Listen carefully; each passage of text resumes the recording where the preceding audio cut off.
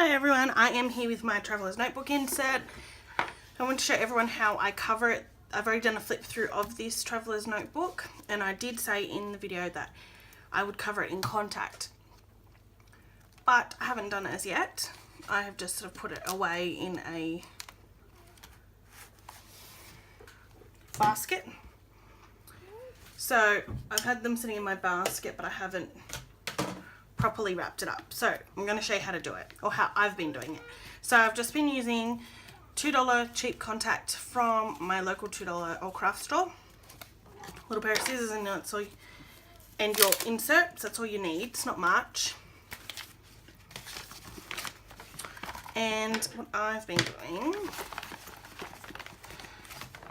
is rolling it out and putting my insert on top and just measuring out how much you need, because you're going to need a little bit extra to wrap around the edges there. Now it's essentially the same as wrapping up school books like we used to when we were younger.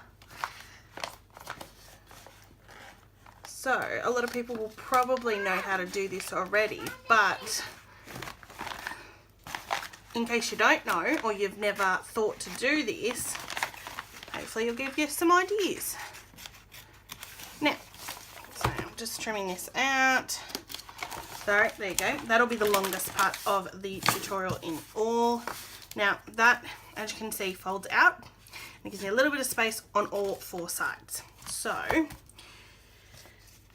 I get one side, and I leave the contact itself flat on the table,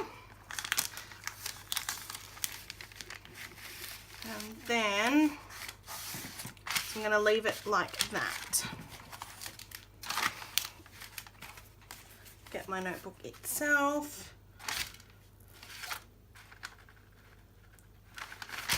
Should just make sure I have plenty of space actually. Yes I do.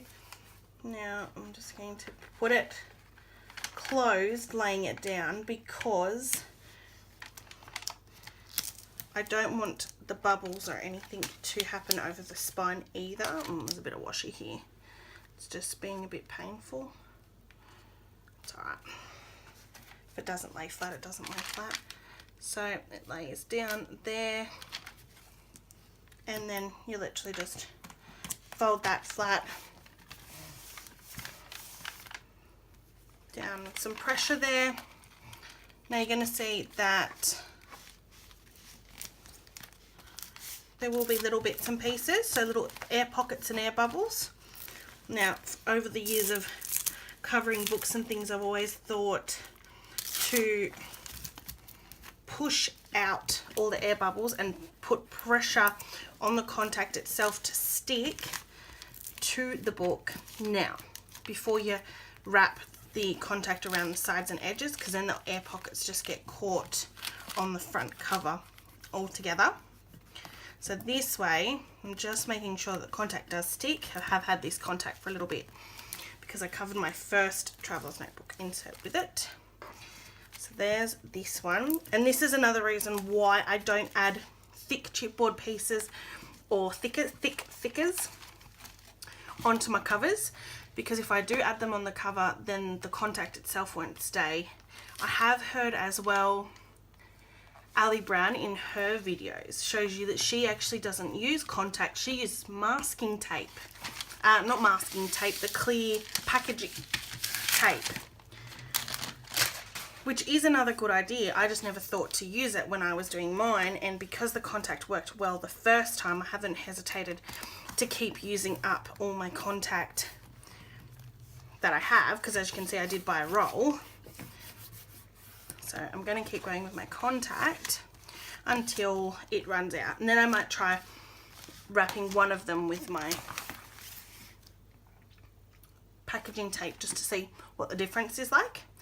So then from here, because I'm doing my edges, you want to cut across here as close as you can to the corner, because as they fold up, you're going to get, if you fold that and you've still got that piece, there's still this little square here that flaps around. It's going to make it thick on the corners.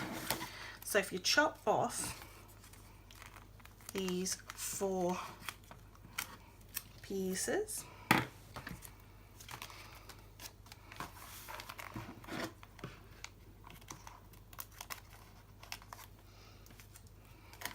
just like this. Now in the end my notebook didn't get equal all around, but that doesn't matter because it's going to fold up, and I just push it as tight as I can across the corner there so that I can get it to lay down. Now I don't mind if it bubbles or puckers on this side. I made all the effort that the front didn't have any puckering or odd bubbles, air bubbles. If you do have a big air bubble and it's really bugging you in the middle, you can get a pin, prick the hole, and then you would push, like sort of like how you'd push a pimple, as horrible as that sounds, but you'd push the air out through the hole then, and then that way you don't have to worry about that ugly air bubble. Now on the ends where I've got the spine of the book, I cut a big triangle piece out. So I just make 2 cuts and cut out that triangle piece there, and it's the same thing as like what we did there. So this will go up here and you don't have a massive piece there that has to then fold into something. I'll do the back side on that one as well, seeing as I've done this bit. So this one's really easy and simple. I do leave this till last, as you can tell. I fill up my traveller's inserts first.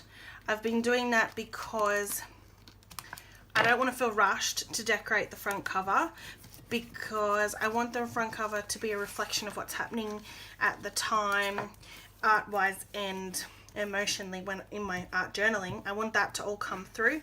So the first one I decorated was a lot of my stuff that I'd received from pen pals, and it was happy mail things. So, and that's what I was really interested in at that point. This one here does have a lot of that, but it also has some die cut pieces I'd have bought and I really liked. And then it has my husband's handwriting of my name. So little things like that all make the difference, I think. So that is my first one. Oh, sorry, that's a massive avalanche in my craft room. So that's my first one, and it was cardstock. I reinforced with washi tape, and I just had it very plain, volume 1 with that. And then this one has, as you can see, the die cuts, and they've both been covered in contact to protect them and so that they don't wear out. As you can see here, this 1-inch punch out piece did say captured, but it's been rubbed out, and that's fine. So they're those 2 at the minute, and I'm on to my third at the moment. I'm still doing my journaling through it. I haven't done any of my front cover, so I may even do a video on the things I'm going to add on my front cover. I hope you enjoyed. I hope this is informative and has helped you decide how you're going to cover your traveller's notebook inserts for when you're storing them. Bye!